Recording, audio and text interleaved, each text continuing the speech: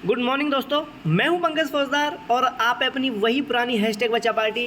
हमारी 6 test series हो चुकी हैं। आज ये हमारी 7वीं टेस्ट सीरीज़ है जिसमें हम बाल विकास मनोविज्ञान से संबंधित बहुत ही महत्वपूर्ण क्वेश्चंस को करने वाले हैं। आपकी स्क्रीन पर है फर्स्ट क्वेश्चन आपके सामने। आज थोड़ा सिस्टम से क्लास नहीं ले रहा हूँ, क्या फ़ोन से क्लास ले रहा हूँ, तो थोड़ा सा एडजस्ट करना। आपके सामने फर्स्ट क्वेश्चन है आपकी स्क्रीन पर कि एक दिग्भ्रमित जो किशोर का पथ प्रदर्शन किया जा सकता है। एक जो दिग्भ्रमित जो किशोर है उसका पथ प्रदर्शन आप कैसे कर सकते हैं? उसके अच्छे व्यवहार की प्रशंसा करके, फटकार लगाकर, उसके दोषों को उजागर करके या फिर लालच दे करके। आप किस तरीके से एक दिग्भ्रमित जो किशोर है उसके जो पथ प्रदर्शन की जो है उसको अच्छी राह दिखा सकते हैं। आपके सामने ऑप्शन है 4 भावी सरकारी अध्यापकों। फर्स्ट ऑप्शन आपके सामने है उसके अच्छे व्यवहार की क्या है प्रशंसा आप करके आप उसको क्या है अच्छे तरीके से उसका पथ प्रदर्शन कर सकते हैं, या फिर फटकार लगा करके कर सकते हैं, या फिर आपके सामने एक और ऑप्शन है उसके दोषों को जो है उजागर करके कर सकते हैं, या फिर आपके सामने एक और ऑप्शन है भावी सरकारी अध्यापकों उसको लालच दे करके आप क्या है उसका पथ प्रदर्शन करोगे। आप किस तरीके से उसको क्या है उसका जो पथ प्रदर्शन करोगे। तो देखो यहाँ पर आपके सामने सही और सटीक आंसर होगा भावी सरकारी अध्यापकों आपका ऑप्शन नंबर 1 जो कहता है उसके अच्छे व्यवहार की प्रशंसा करके।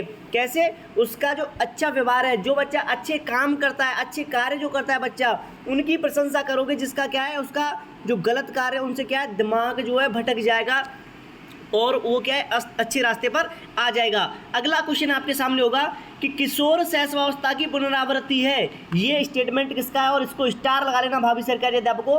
किशोरावस्था शैशवावस्था की पुनरावृत्ति है, ये किसने कहा है? जॉन्स ने कहा है, विलियम जेम्स ने कहा है, गिलफर्ड ने कहा है, या फिर एरिक्सन ने कहा है? किसने कहा है ये कि किशोरावस्था शैशवावस्था की पुनरावृत्ति है? याद रखना, सितारा बिंदु छाप लेना इस क्वेश्चन को। और ये स्टेटमेंट को दिया है जॉन्स ने। किसने दिया है? जॉन्स ने क्या है इस स्टेटमेंट को दिया है। यहाँ बात की जाए एरिक्सन की, तो एरिक्सन की थ्योरी मैंने आपके लिए बहुत शानदार तरीके से कराई है। मनोसामाजिक विकास का जो सिद्धांत है डिस्क्रिप्शन में आपको उसका लिंक मिल जाएगा, वहाँ जाकर के उसको देख सकते हैं। आगे चले, अगला क्वेश्चन आपके सामने कि किशोरावस्था में मस्तिष्क का भार होता है। किशोरावस्था में जो एडोलसेंस में मस्तिष्क का भार कितना होता है? याद रखना, किशोरावस्था में जाते जाते मस्तिष्क का जो विकास है वो अपनी पूर्णता को पा लेता है। मतलब संपूर्ण विकास जो मस्तिष्क का होना होता है वो किशोरावस्था तक हो जाता है। उसको विचार को आपको ध्यान में रख करके इस क्वेश्चन का आंसर लगाना है।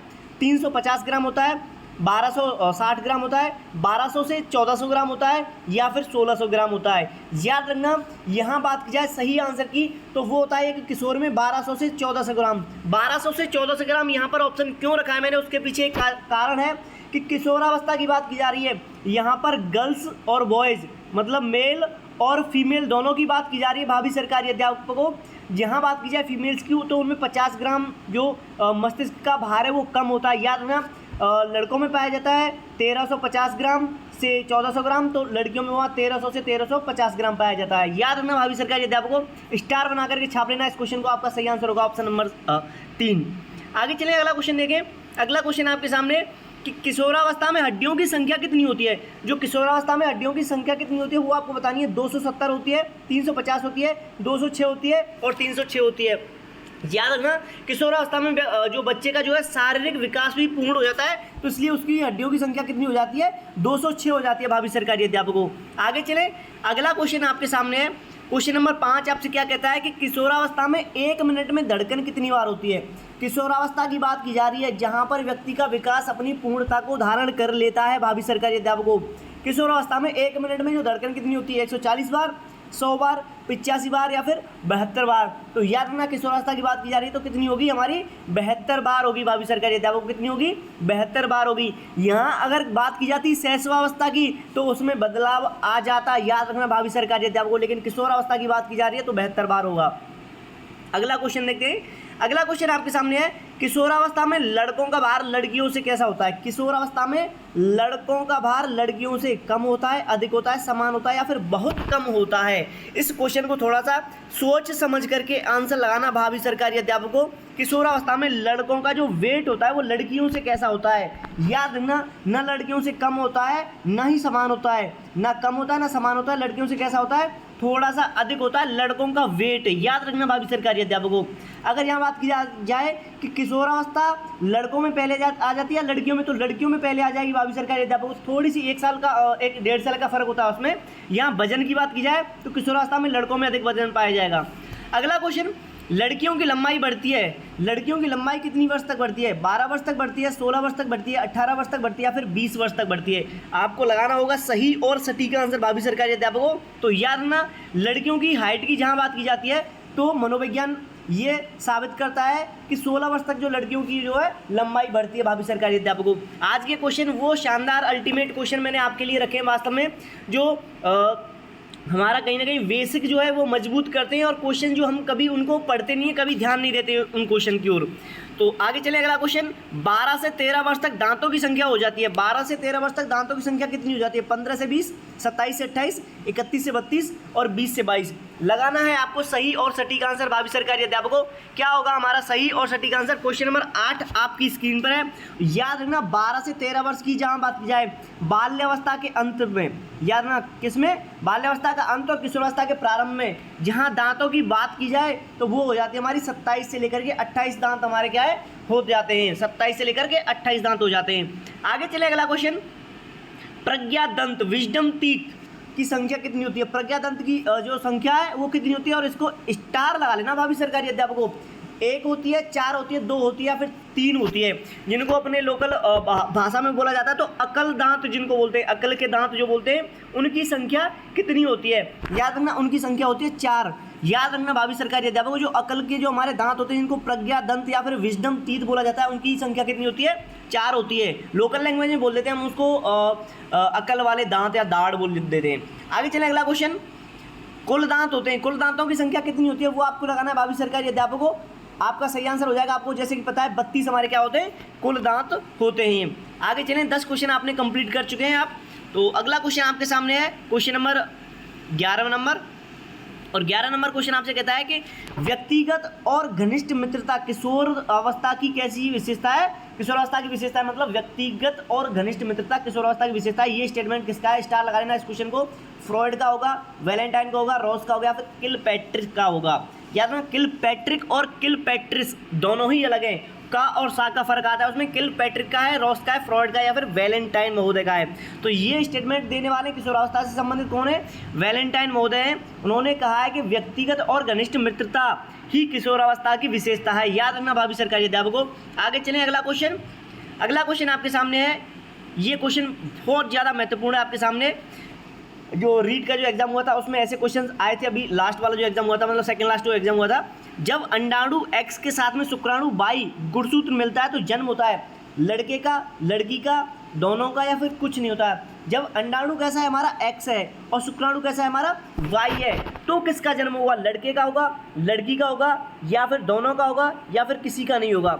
तो यहाँ बता दें, जब अंडाणु हमारा X होता है, X अंडाणु के साथ में जब Y जो शुक्राणु मिलता है तो उसके साथ में क्या जन्म लेता है? उसका लड़का जन्म लेता है। आगे चले अगला क्वेश्चन आपके सामने, जब अंडाणु Y के साथ शुक्राणु X गुणसूत्र मिलता है तो जन्म होता है लड़के का, दोनों का, लड़की का, है फिर कुछ नहीं। जब अंडाणु Y है और शुक्राणु X है तो किसका जन्म होगा? तो ध्यान से सोच समझ करके आंसर लगाना भाभी सरकारी अध्यापकों, क्योंकि अंडाणु Y होता नहीं है। अंडाणु क्या है? Y होता नहीं है, तो ना लड़का होगा, ना लड़की होगी, ना दोनों होंगे, तो क्या होगा? कुछ भी नहीं होगा। याद रखना भाभी सरकारी अध्यापकों, कुछ ही नहीं होगा। ये क्वेश्चन ही थोड़ा क्या है? गलत है, क्योंकि Y अंडाणु होता नहीं है। आगे चलें अगला क्वेश्चन। अगला क्वेश्चन आपके सामने है क्वेश्चन नंबर 14। 14 नंबर क्वेश्चन आपसे कहता है खिलौनों की आयु किसको कहा जाता है? और इसको स्टार लगा लेना भाभी सरकारी अध्यापकों। खिलौनों की आयु किसे कहा जाता है? शैशवावस्था को, पूर्व बाल्यावस्था को, उत्तर बाल्यावस्था को और किशोरावस्था को। अब यहाँ आप फंस जाओगे भाभी सरकारी अध्यापकों को, पक्का पक्का बता रहा हूँ। जहाँ बात की जाती है टॉय एज की, टॉय एज की या फिर खिलौनों की आयु की बात की जाती है, ना तो हम उसको शैशवावस्था में बोलते हैं, ना ही किशोरावस्था में बोलते हैं। अब ये आपका उत्तर बाल्यावस्था होगा या पूर्व बाल्यावस्था होगा? देखो, उत्तर बाल्यावस्था में आते आते बच्चे में क्या है? किशोरावस्था के गुण दिखाई देने लग जाते हैं, इसीलिए उत्तर बाल्यावस्था हमारा आंसर नहीं होगा। पूर्व बाल्यावस्था जो होती है हमारी, प्री चाइल्डहुड जो होती है, उसको बोला जाता है खिलौनों की आयु। खिलौनों की आयु या फिर खेल की आयु बोला जाता है। याद रखना भावी सरकारी अध्यापकों, खिलौनों की आयु पूरी बाल्यावस्था होती है। आगे चलें अगला क्वेश्चन, वय संधि काल किसे कहते हैं? वय संधि काल किसे कहते हैं? मतलब जिस उम्र पे जाकर के दो अवस्थाओं का मेल होता है, दो अवस्थाओं का मिलन होता है, उसको बोला जाता है वय संधि काल। याद रखना वय संधि काल, वय संधि का अर्थ ही हिंदी में होता है जहां पर दो अवस्थाओं का मेल होता है। याद रखना दो अवस्थाओं का मिलन होता है, उसको बोला जाता है वय संधि काल। और वय संधि काल किसको कहेंगे? शैशवावस्था को, पूर्व किशोरावस्था को, उत्तर किशोरावस्था को या फिर बाल्यावस्था को। आपको लगाना होगा सही आंसर, स्टार लगा लेना इस क्वेश्चन को। वय संधि काल किसे बोला जाता है? भावी सरकारी अध्यापकों, जहां बात की जाए वय संधि काल की तो वो बोला जाता है पूर्व किशोरावस्था को। किसको बोला जाता है? पूर्व किशोरावस्था को बोला जाता है। याद रखना अगर आपके सामने ऐसे भी आंसर इसका है कि उत्तर किशोरावस्था और पूर्व किशोरावस्था, मतलब ऐसे नहीं दिया हो आपके सामने डायरेक्टली दिया हो किशोरावस्था, तो सही मायने में वय संधि काल तो बोला जाता है पूर्व किशोरावस्था को। लेकिन अब आपके सामने पूर्व और उत्तर कोई भी ऑप्शन नहीं हो तो किशोरावस्था को हम क्या बोलेंगे? वय संधि काल बोलेंगे। याद रखना किसको बोलेंगे? वय संधि काल। किशोरावस्था को वय संधि काल बोलेंगे। अगर आपके सामने इस तरीके से ऑप्शन मौजूद हैं, पूर्व किशोरावस्था और उत्तर किशोरावस्था, तो आप पूर्व किशोरावस्था को सही आंसर लगाएंगे और स्टार लगा लेना इस क्वेश्चन को भावी सरकारी अध्यापकों। आगे चले, अगर आपको क्वेश्चन और क्लास हमारी अच्छी लग रही है तो क्लास को लाइक करें, चैनल को सब्सक्राइब करें, ज़्यादा से ज़्यादा अपने दोस्तों में जिनको की नीड है ऐसे अच्छे लेवल वाले क्वेश्चंस की, तो क्या है मैं उन क्वेश्चन को प्रोवाइड कराता हूं। आप उनसे बोलें कि हमारी क्लास ज्वाइन करें, हम निःशुल्क ही तैयारी कराते हैं। और ज़रूर है आपको कि हमारा जो टेलीग्राम चैनल है उसको ज़रूर जा करके ज्वाइन करें। आपको डिस्क्रिप्शन में उसके लिंक मिल जाएंगे और हमारे जो सोशल मीडिया प्लेटफॉर्म्स हैं वहाँ के लिंक आपको मिल जाते हैं डिस्क्रिप्शन में, वहाँ जा करके जरूर विजिट करें।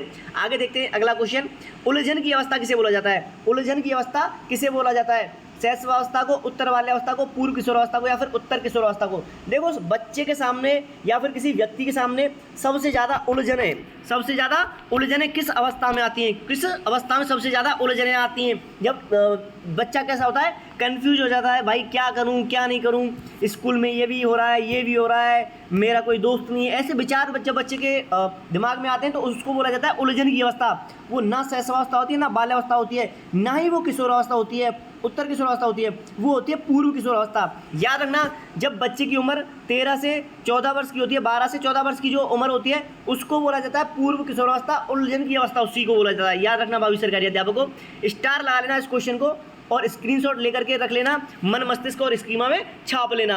आगे चलते हैं, अगला क्वेश्चन आपके सामने है, क्वेश्चन नंबर 16 नंबर क्वेश्चन आपसे कहता है कि किशोरावस्था के आगमन का मुख्य चिन्ह, किशोरावस्था के आगमन का मुख्य चिन्ह संवेगात्मक विकास में तीव्र परिवर्तन है, ये किसने कहा है? और इस स्टेटमेंट को स्टार लगा लेना भावी सरकारी अध्यापकों। जो तैयारी करें DSSB वाली, जो तैयारी करें CTET के लिए, जो तैयारी करें KVS के लिए, जो तैयारी करें UP सुपर टेट के लिए, याद रखना उन बच्चों से स्पेशली बोल रहा हूँ कि इस स्टेटमेंट को स्टार लगा लेना। किशोरावस्था के आगमन का मुख्य चिन्ह संवेगात्मक विकास में तीव्र परिवर्तन है, ये किसने कहा है? वैलेंटाइन महोदय ने कहा है, वाटसन महोदय ने कहा है, कॉल एवं वृष ने कहा है या फिर स्टैनली हॉल ने कहा है? किसका ये स्टेटमेंट है कि किशोरावस्था के आगमन का मुख्य चिन्ह है संवेगात्मक विकास में परिवर्तन होना।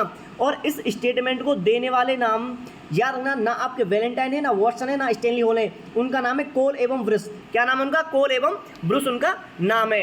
आगे चलते हैं, अगला क्वेश्चन नंबर 17 आपके सामने है और 17 नंबर क्वेश्चन आपसे कहता है 15 वर्ष तक किशोरों की रुचियों में निरंतर परिवर्तन होता है परंतु उसके बाद उनकी रुचियों में क्या है? स्थिरता आ जाती है। इस स्टेटमेंट को भी स्टार लगा लेना। स्ट्रैंग ने कहा, ये रॉस ने कहा, वाटसन ने कहा या फिर कोलसनिक ने कहा है। कोलोसनिक या फिर कोलसनिक बोल लो, एक ही बात है। थोड़ा सा क्या है, इंग्लिश और हिंदी में अंतर आ जाता है थोड़ा सा, लिखने में भी और बोलने में भी। कोलसनिक बोला जाता है, कोलोसनिक भी बोला जाता है इसको। 15 वर्ष तक किशोरों की रुचियों में निरंतर परिवर्तन होते हैं परंतु उसके बाद उनकी रुचियों में क्या आ जाती है? स्थिरता आ जाती है। ये स्टेटमेंट देने वाले कौन है?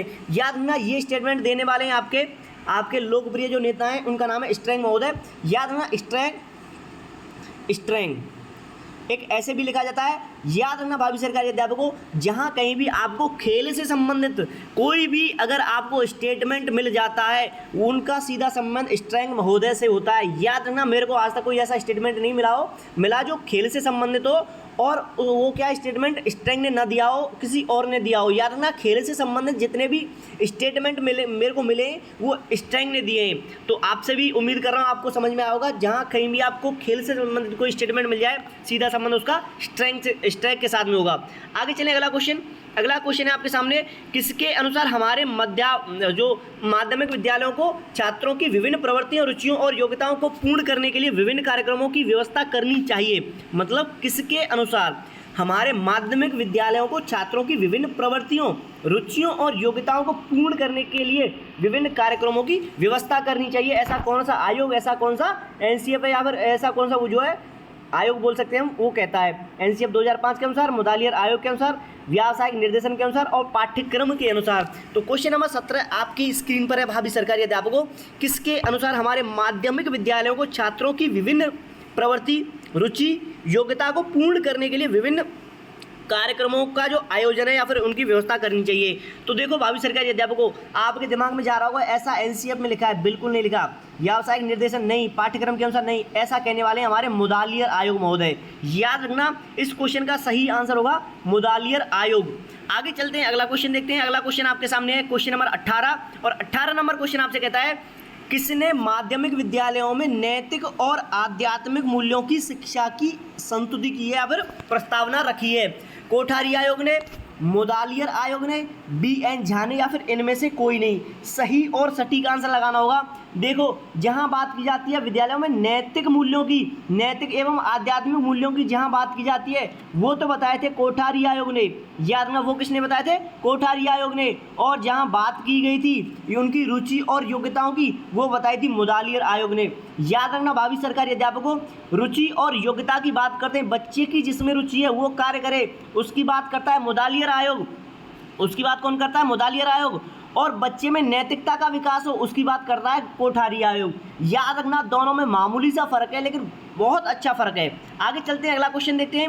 लिंग भेद के कारण, किसके कारण? लिंग भेद के कारण इस विचार से कि बालक और बालिकाओं को भावी जीवन में समाज में विभिन्न कार्य करने हैं, दोनों के पाठ्यक्रम में विभिन्नता होनी चाहिए, ये किसने कहा है? मतलब देख लेना, क्वेश्चन की जो अंतरात्मा है उस तक पहुंचो, क्योंकि क्वेश्चन में बहुत गहराई तक जाओगे तब जाके आपको समझ में आएगा। देखो, लिंग भेद के आधार पर, किसके आधार पर? लिंग भेद के आधार पर ये विचार किसने दिया कि बालक और बालिकाओं के जो भावी जीवन की समाज में जो विभिन्नता है और कार्य जो अलग अलग पाए जाते हैं, बच्चा लड़के किसी और कार्य को करते हैं, लड़कियां किसी और कार्य को करते हैं, तो उन दोनों को पाठ्यक्रम में विभिन्नता होनी चाहिए। लड़के का पाठ्यक्रम अलग हो और लड़की का पाठ्यक्रम कैसा है? अलग हो। बॉयज़ के लिए अलग सिलेबस हो और गर्ल्स के लिए अलग सिलेबस हो। ऐसी कौन बात कर रहा है? रॉस कर रहा है, स्ट्रॉल कर रहा है, BN झा या फिर जोन्स? लगाना है आपको सही और सटीक आंसर भावी सरकारी अध्यापकों। तो याद रखना, ऐसा कहने वाले हमारे BN झा साहब। ऐसा कहने वाले कौन है? BN झा साहब है कि भविष्य में जाकर के बच्चा, बालक जो अलग कार्य करता है और बालिकाएं अलग कार्य करती हैं, बॉयज़ के लिए जो अलग सिलेबस होना चाहिए और गर्ल्स के लिए क्या है? अलग सिलेबस होना चाहिए। आगे चलते हैं, अगला क्वेश्चन आपके सामने क्वेश्चन नंबर 20 है कि यौन शिक्षा की परम आवश्यकता को कोई भी अस्वीकार नहीं कर सकता है। इस बात की आवश्यकता है कि किशोर को एक ऐसे वयस्क द्वारा गोपनीय शिक्षा दी जाए जिस पर उसे पूर्ण विश्वास हो। ये कथन किसका है? और कथन में वास्तव में दम है, जो स्टेटमेंट है बिल्कुल सही है। वॉटसन का है, रॉस का है, स्टैनली हॉल का या फिर BN झा का है? तो लगाना है आपको सही और सटीक आंसर कि जो है यौन शिक्षा की परम आवश्यकता को कोई भी अस्वीकार नहीं कर सकता। इस बात की आवश्यकता है कि किशोर को एक ऐसे वयस्क द्वारा गोपनीय शिक्षा दी जाए जिस पर उसको पूर्ण विश्वास हो। तो ऐसा कहने वाले हमारे रॉस महोदय। कौन है? रॉस महोदय का ये क्या है? स्टेटमेंट है और इसको भी स्टार लगा लेना भावी सरकारी अध्यापकों। तो आज देखो कितने सारे मैंने स्टेटमेंट करा दिए, दांतों से संबंधित क्वेश्चन करा दिए। अगला क्वेश्चन आपके सामने है, किशोर को हमारे जनतांत्रिक दर्शन के अनुरूप जीवन के प्रति दृष्टिकोण का विकास करने में सहायता देने का महान उत्तरदायित्व विद्यालय पर है। ये कथन किसका है? स्टेटमेंट और दांतों के आज बहुत सारे क्वेश्चन कर लिए हमने। याद रखना, इस स्टेटमेंट की बात करें तो किशोरों को हमारे जनतंत्रीय दर्शन के अनुरूप जीवन के प्रति दृष्टिकोण का विकास करने में सहायता देना हमारा क्या है, महान उत्तरदायित्व है। ऐसा कहने वाले रॉस हैं, ब्लेयर, जोन्स और सिम्पसन है, या फिर मेलवी या फिर फ्राइड है। तो याद रखना, रॉस, मेलवी और फ्राइड है। यहाँ सही आंसर होगा आपका ब्लेयर, जोन्स एवं सिम्पसन। ब्लेयर, जोन्स और सिम्पसन ने ये क्या स्टेटमेंट दिया है। आगे चले, अगला क्वेश्चन देखें। अगला क्वेश्चन आपके सामने है, विषयों का शिक्षण व्यवहारिक ढंग से किया जाना चाहिए और उनका दैनिक जीवन में दैनिक जीवन की बातों से प्रत्यक्ष संबंध स्थापित किया जाना चाहिए। ये कथन किसका है, मतलब जो सब्जेक्ट का जो शिक्षण व्यवहारिक ढंग से किया जा रहा है, उनका दैनिक जीवन में बातों से क्या है, प्रत्यक्ष रूप से संबंध जुड़ा होना चाहिए दैनिक जीवन से। इस स्टेटमेंट को कौन देने वाले हैं, रॉस हैं, वैलेंटाइन है, फ्रॉइड है या फिर स्ट्रोक है। लगाना होगा आपको सही आंसर। तो याद रखना, इस स्टेटमेंट को देने वाले हमारे रॉस महोदय का यह स्टेटमेंट है। और स्टार लगाना कि विषयों का जो शिक्षण हम व्यावहारिक ढंग से करा रहे हैं, उसका जो वास्तविक जीवन से क्या है, प्रत्यक्ष रूप से जुड़ाव होना चाहिए, संबंध होना चाहिए। तो आज हमने ये 22 क्वेश्चन ही किए हैं 22 सरकारी अध्यापकों। क्या है, मेरे भी थोड़े से एग्जाम चल रहे हैं और आपके लिए भी क्लास डाल देता हूँ, थोड़ा सा एडजस्ट करना पड़ रहा है, आपको भी करना पड़ेगा, 1-2 दिन की बात है। बाकी फिर से हम क्या है पूरे तरीके से अच्छे तरीके से जोर शोर से क्लास करेंगे। तो चलो मिलते हैं, और क्लास को लाइक और शेयर, चैनल को सब्सक्राइब करना मत भूलना, रिक्वेस्टली बोल रहा हूँ आपसे। मिलते हैं अगली क्लास में, तब तक के लिए नमस्कार। बने रहिए पीएफ स्टडी के साथ में, अध्ययन मंत्रा के साथ में। जय हिंद, जय भारत, भारत माता की जय।